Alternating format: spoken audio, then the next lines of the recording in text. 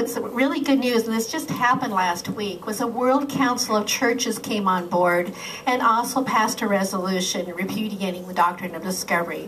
And that's really big news, because what they're encouraging is that all churches everywhere look into their history and see how they might have contributed to the oppression of Indigenous peoples. One of the things that the Doctrine of Discovery did was it gave permission to take Native children, because when you think about it, how do you tear apart a people? How do you destroy a people? You take their children away from them.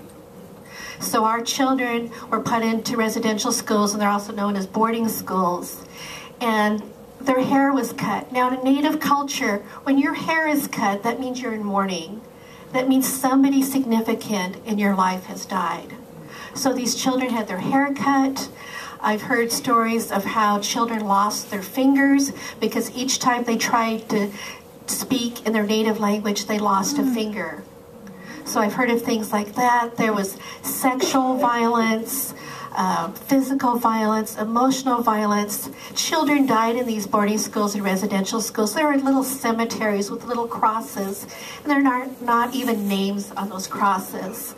And parents would wonder what happened to their children. Oh, he got sick, she got sick. But they didn't talk about the beatings and the violence that happened to these children. And because as a result of that, when you were taken away from your families, how do you learn to be a parent yourself? How do you learn how to be a parent when you've been taken away from your family structure? So another thing that's impacted Native people is historical trauma. So that's what we hope to accomplish, is healing when we go into the Native communities where we have the asset-based community development, and also where we brought in what we call white bison, which deals with traditional healing methods with people.